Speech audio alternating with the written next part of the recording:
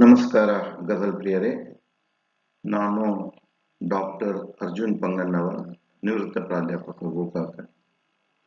ತಮಗೆ ನನ್ನ ಗಜಲ್ಗಳ ಗುಚ್ಛ ಕಾರ್ಯಕ್ರಮದ 14ನೇ ಸಂಚಿಕೆಗೆ ಸ್ವಾಗತ. ಈ 14ನೇ ಸಂಚಿಕೆಯಲ್ಲಿ ನಾನು ಬಹದ್ದೂರ್ ಶಾ ಜಫರ್ ಅವರ 4ನೇ ಗಜಲನ್ನು ಸಾದರಪಡಿಸ್ತಾ ಇದ್ದೇನೆ.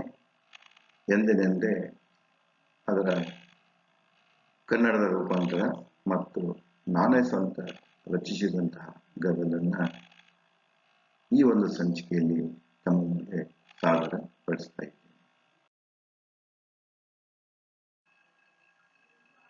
ಬಹದ್ದೂರ್ ಶಾ ಜಫರರ ಈ ಗಜಲವು 9 ಶೇರ್ಗಳನ್ನ ಅಂದರೆ ದ್ವಿಪದಿಗಳನ್ನ ಹೊಂದಿದೆ. ಈ ಗಜಲದ ಮುಖ್ಯ ಉದ್ದೇಶ ಏನೆಂದರೆ ದೇವರಲ್ಲಿ ಪ್ರಾರ್ಥನೆ ಮಾಡಿಕೊಳ್ಳುವುದು, ಲೋಕ ವ್ಯವಹಾರಗಳ ಕುರಿತು ದೇವರಲ್ಲಿ ಪ್ರಾರ್ಥನೆ ಮಾಡಿಕೊಳ್ಳುವುದೇ ಈ ಗಜಲದ ಮುಖ್ಯ ಉದ್ದೇಶವಾಗಿದೆ.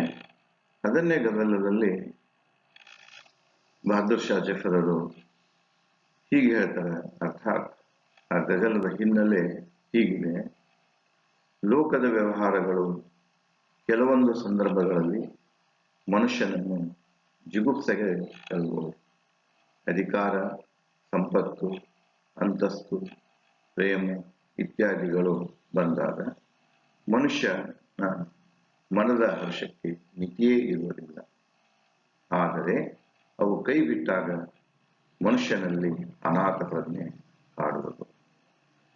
ಅದನ್ನು ಮರೆಯಲು ಮನುಷ್ಯ ಯಾವುದೇ ವ್ಯಸನಕ್ಕೆ ಅಂಟಿಕೊಳ್ಳುವನು. ಆದರೂ ಅವನ ಆ ಗತಗಳು ಅವನನ್ನು ಸದಾ ಅಂಟಿಸುವ. ರಾಜನಾಗಿ ಹುಟ್ಟುವುದಕ್ಕಿಂತ ಅನಾಥನಾಗಿ ಹುಟ್ಟುವುದು. ಪ್ರೇಯಸಿ ಸಿಗದಿದ್ದರೂ ಅವಳ ಮನೆದಾರಿಯ ಧೂಳಾಗುವುದು. ಅವಳ ನೆನಪಿನ ಜ್ವಾಲೆಯಲ್ಲಿ ಪತಂಗವಾಗಿ ಸುಟ್ಟು ಹೋಗುವುದು. ಹೀಗೆ ಹಲವಾರು ಭಾವನೆಗಳ ಪೀಡೆಗಳು ಮನಸ್ಸನ್ನು ಕಾಡಿಸುವುದು. ದೇವರು ಈ ಲೋಕವನ್ನು ನಿರ್ಜನ ಪ್ರದೇಶವನ್ನಾಗಿ ಮಾಡಬೇಕಿತ್ತೆಂದು ದೇವರನ್ನು ದೂಷಿಸುವುದು ಮನದ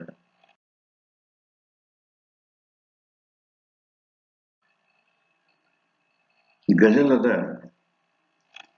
ಮೊದಲನೇ ದ್ವಿಪಂಕ್ತಿ ಶೇರ್ ಹೀಗೆ ಪ್ರಾರಂಭವಾಗ್ತಿದೆ: ಯಾ ಮುझे अफसर ये शहां, या मुझे अफसर ये शहां बनाया होता, या मेरा ताज गदायान, या मेरा ताज गदायान बनाया होता. ಇಲ್ಲಿ ಶಹಾನ್ ಮತ್ತು ಗದಾಯಾನ್ ಇವು ಕಾಫಿಯಾಗಿವೆ. ಬನಾಯ ಹೋತಾ ಇವು ಆಗಿದೆ. ಅದರ ರೂಪಾಂತರವನ್ನು ಕನ್ನಡದಲ್ಲಿ ನಾನು ಹೀಗೆ ಮಾಡಿರುವೆ: ಇಲ್ಲವೇ ಎನಗೆ ರಾಜ್ಯಾಧಿಕಾರಿ ಮಾಡಬೇಕಿತ್ತು, ಇಲ್ಲವೇ ಎನಗೆ ರಾಜ್ಯಾಧಿಕಾರಿ ಮಾಡಬೇಕಿತ್ತು, ಇಲ್ಲವೇ ಎನ್ನ ಕಿರೀಟನ್ನು ಅನಾಥನಾಗಿ ಮಾಡಬೇಕಿತ್ತು, ಇಲ್ಲವೇ ಎನ್ನ ಕಿರೀಟನ್ನು ಅನಾಥನಾಗಿ ಮಾಡಬೇಕಿತ್ತು. ಜಫರರ ಗಜಲದ 2ನೇ ಶೇರ್ವೂ ಕೂಡ ಇಲ್ಲಿ ಮತ್ಲಾಗಿದೆ. ಅದನ್ನ ಒಂದಕ್ಕಿಂತ ಹೆಚ್ಚು ಮತ್ಲ ಬಂದಿದ್ದು ಅಂದ್ರೆ ಅದನ್ನ ಮತ್ಲಾಯಿ ಸಾನಿ ಅಂತ ಕರೀತಾರೆ. ಇಲ್ಲಿ ಮತ್ಲಾಯಿ ಸಾನಿ ಈ ರೀತಿ ಹೇಳಿದ್ರೆ: ಅಪನಾ ದೀವಾನ್ ಬನಾಯ ಮುझे ಹೋತಾ ತೂನೆ, अपना दीवान बनाया मुझे होता तूने, क्यों खिरदमंद बनाया न बनाया होता. ಅದನ್ನೇ ಕನ್ನಡದಲ್ಲಿ ಹೀಗೆ ರೂಪಾಂತರಿಸಿರುವೆ: ನೀನು ಎನ್ನನ್ನು ತನ್ನ ಹುಚ್ಚನನ್ನಾಗಿ ಮಾಡಬೇಕಿತ್ತು, ಯಾಕೆ ಮಾಡಿದೆ ಬುದ್ಧಿವಂತನಾಗಿ? ಮಾಡದಿರಬೇಕಿತ್ತು.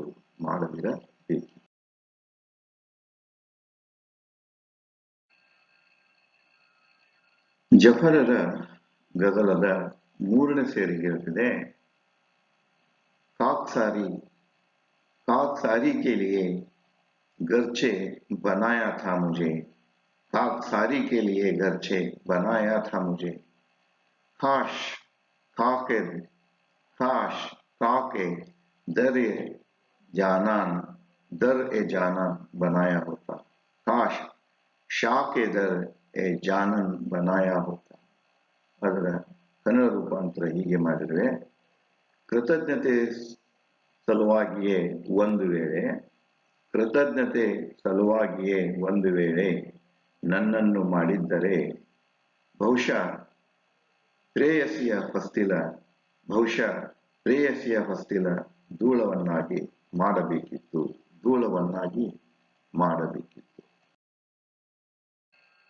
ಅದೇ ಗಜಲದ 4ನೇ ಸೇರಿ ಹೇಳ್ತಿದೆ, नशा ए इश्क का गर जर्फ दिया था मुझको, उम्र का तंग न पैमान बनाया होता. ಅಂದ್ರೆ ಅದನ್ನೇ ಕನ್ನಡದಲ್ಲಿ ಹೀಗೆ ರೂಪಾಂತರಿಸಿದ್ರೆ, ಒಂದು ವೇಳೆ ಪ್ರೇಮದ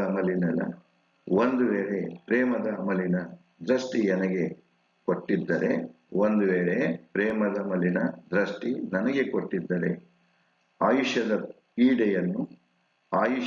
ಪೀಡೆಯನ್ನು ಮಧುಶಾಲೆಯನ್ನಾಗಿ ಮಾಡಬೇಕಿತ್ತು.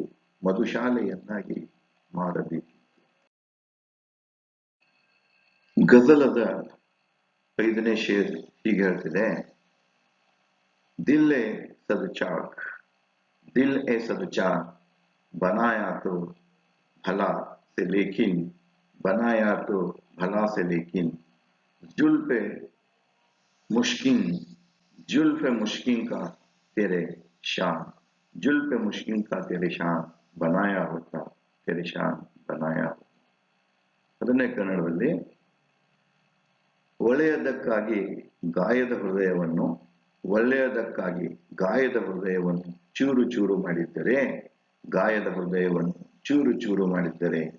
ನಿನ್ನ ಸುವಾಸನೆಯ ಗುಂಗುರ ಕೂದಲವನ್ನು ಘನತೆಯನ್ನಾಗಿ ಮಾಡಬೇಕಿತ್ತು.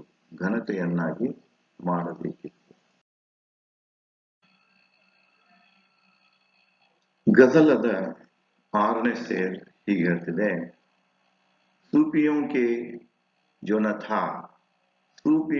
न था लायके सोहबत तो मुझे काबिले जलसाए रिंदान बनाया होता. ಅದನ್ನ ಕನ್ನಡದಲ್ಲಿ ಹೀಗೆ ರೂಪಾಂತರಿಸಿರುವೆ, ನನಗೆ ಸೂಫಿ ಸಂತರೊಂದಿಗೆ ನಾತೆ ಹೊಂದುವ ಯೋಗ್ಯತೆ ಇದ್ದಿಲ್ಲ. ಹುಡುಕರ ಕೂಟ ಸೇರುವ ಅಯೋಗ್ಯನನ್ನಾಗಿ ಮಾಡಬೇಕಿತ್ತು.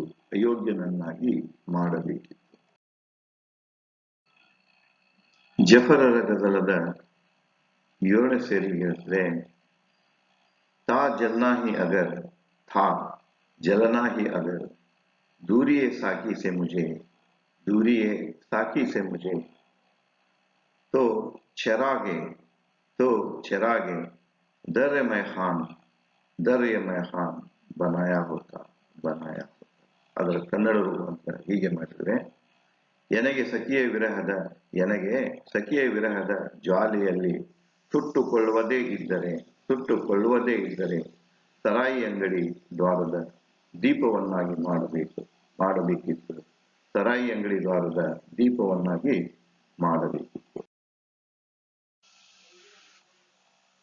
ಗಜಲದ 8ನೇ ಶೇರ್ ಹೀಗೆ ಹೇಳ್ತಿದೆ, शोला-ए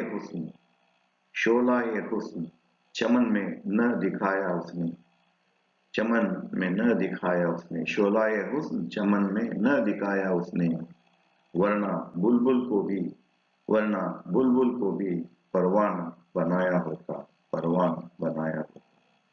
ಅದನ್ನೇ ಕನ್ನಡದಲ್ಲಿ ಹೀಗೆ ರೂಪಾಂತರಿಸಿದರೆ, ಹೂದೋಟದಲ್ಲಿ ಅವಳು ಅಂದದ ಜ್ವಾಲೆಯನ್ನು ತೋರಿಸಲಿಲ್ಲ, ಅಂದದ ಜ್ವಾಲೆಯನ್ನು ತೋರಿಸಲಿಲ್ಲ.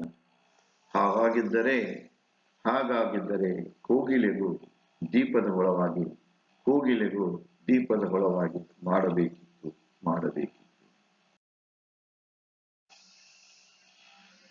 ಜಫರರ ಗಜಲದ ಕೊನೆಯ ಶೇರ್ ಅಂದ್ರೆ ಮತ್ತ ಅದರಲ್ಲಿ ಹೀಗೆ ಹೇಳ್ತಾರದು, ರೋಜ್ मामूरा ये दुनिया में, रोज मामूरा ये दुनिया में खराबी है जफर, खराबी है जफर, ऐसी बस्ती को तो वीरान बनाया होता, वीरान बनाया होता. ಅದನ್ನೇ ಕೇಳೋದು ಹೀಗೆ ರೂಪಾಂತರಿಸಿದೆ. ಜಫರ್, ನಿತ್ಯ ಲೋಕದ ವ್ಯವಹಾರಗಳಲ್ಲಿ ಕೆಡುಕುಗಳೇ ಇವೆ. ಜಫರ್, ನಿತ್ಯ ಲೋಕದ ವ್ಯವಹಾರಗಳಲ್ಲಿ ಕೆಡುಕುಗಳೇ ಇವೆ. ಅಂತಹ ಜನತಾನವನ್ನು ನಿರ್ಜನ ತಾಣವನ್ನಾಗಿ ಮಾಡಬೇಕಿತ್ತು, ನಿರ್ಜನ ತಾಣವನ್ನಾಗಿ ಮಾಡಬೇಕಿತ್ತು. ಬಹದ್ದೂರ್ ಶಾ ಜಫರರ ಗಜಲದ ಹಿನ್ನೆಲೆಯಲ್ಲಿ ನನ್ನ ಅನುಭವದ ನಿವೇದನೆಯನ್ನ ನಾನೇ ಕನ್ನಡ ಗಜಲ್ ರೂಪದಲ್ಲಿ ರಚಿಸಿದೆ. ಇದು ನನ್ನ ಸ್ವರಚಿತ ಗಜಲಾಗಿದೆ. ಅದರ ಮೊದಲನೇ ಶೇರ್, ಮೊದಲೇ ದ್ವಿಪದಿ ಮತ್ಲಾ ಹೀಗೆ ಹೇಳ್ತಿದೆ, ನೀನು ನನಗೆ ಸರ್ವ ಸಬಲಧಾರಿ ಮಾಡಬೇಕಿತ್ತು, ನೀನು ನನಗೆ ಸರ್ವ ಸಬಲಧಾರಿ ಮಾಡಬೇಕಿತ್ತು, ಇಲ್ಲವೇ ಎನ್ನನ್ನು ಬೀದಿ ಬಿಕಾರಿ ಮಾಡಬೇಕಿತ್ತು, ಇಲ್ಲವೇ ಎನ್ನನ್ನು ಬೀದಿ ಬಿಕಾರಿ ಮಾಡಬೇಕಿತ್ತು. ಎರಡನೇ ಸೇರಿ ಹೇಳ್ತಿದೆ, ನಾನು ನಿನ್ನ ಗುಲಾಮನೇ ಆಗಬೇಕಾಗಿದ್ದರೆ, ನಾನು ನಿನ್ನ ಗುಲಾಮನೇ ಆಗಬೇಕಿದ್ದರೆ ಯಾಕೆ ನನಗೆ ಈ ಹುಸಿ ಪದವಿ ನೀಡಬೇಕಿತ್ತು, ಯಾಕೆ ನನಗೆ ಈ ಹುಸಿ ಪದವಿ ನೀಡಬೇಕಿತ್ತು. ನನ್ನ ಗಜಲದ ಮೂರನೇ ಸೇರಿಗಿದೆ, ನಿನ್ನ ಗುಲಾಮನಾಗಿ ಯಾತನೆ ಅನುಭವಿಸುವ ಬದಲು ಎನಗೆ ಎನ್ನ ಪ್ರೇಯಸಿಯ ದಾರಿದೂಳ ಮಾಡಬೇಕಿತ್ತು. ನಾಲ್ಕನೇ ಸೇರಿಗೆ ಹೇಳ್ತಿದೆ, ನೀನು ಕೊಟ್ಟ ಪ್ರೇಮದ ಅಮಲು ನಿರಂತರ ಧಾರೆ, ಅದನ್ನು ತುಂಬಲು ಆಯುಷ್ಯ ಭವಸಿ ನೀಡಬೇಕಿತ್ತು.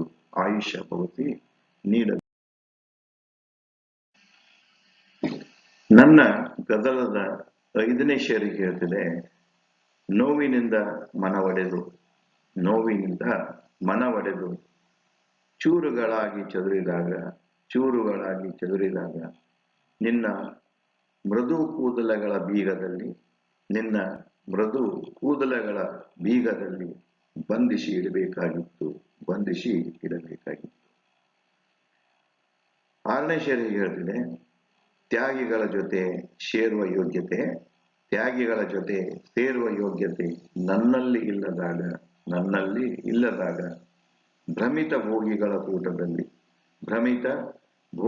ಕೂಟದಲ್ಲಿ ಸೇರಿಸಿ ಬಿಡಬೇಕಿತ್ತು. ನನ್ನ ಗಜಲದ ಏಳನೇ ಸೇರ್ ಹೀಗೆ ಹೇಳ್ತಿದೆ, ವಿರಹದ ಅಗ್ನಿಯಲ್ಲಿ ನಿತ್ಯ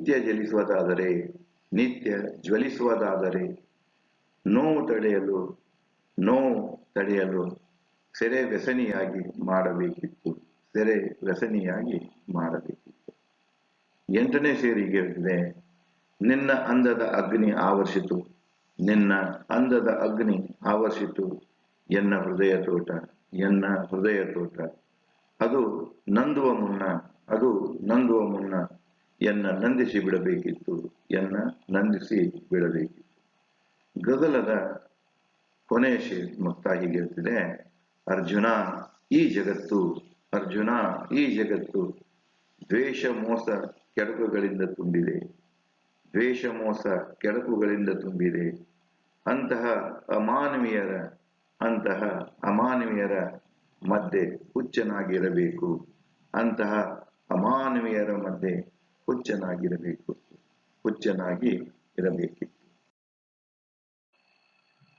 ಗಜಲ್ಗಳ ಗುಚ್ಛದ 14ನೇ ಸಂಚಿಕೆಯಲ್ಲಿ ನಾನು ಬಹದ್ದೂರ್ ಶಾ ಜಫರರ ಗಜಲನ್ನ, ಅದರ ಕನ್ನಡ ರೂಪಾಂತರವನ್ನ ಮತ್ತು ಅದೇ ಹಿನ್ನೆಲೆ ನನ್ನ ಅನುಭವದ ಆಧಾರದ ಮೇಲೆ ರಚಿಸಿದ ನನ್ನ ಗಜಲನ್ನ ತಮ್ಮ ಮುಂದೆ ಸಾದರಪಡಿಸಿರುತ್ತೇನೆ. ದಯವಿಟ್ಟು ಅದನ್ನು ಲೈಕ್ ಮಾಡಿ, ಅದರ ಮೇಲೆ ಕಮೆಂಟ್ ಬರೆಯಿರಿ, ಸ್ನೇಹಿತರ ಜೊತೆಗೆ ಹಂಚಿಕೊಳ್ಳಿ ಮತ್ತು ನನ್ನ ಚಾನಲ್ಗೆ ಸಬ್ಸ್ಕ್ರೈಬ್ ಆಗೋದನ್ನು ಮರೆಯಬೇಡಿ. ಧನ್ಯವಾದಗಳು. ಮತ್ತೆ ಸಿಗೋಣ.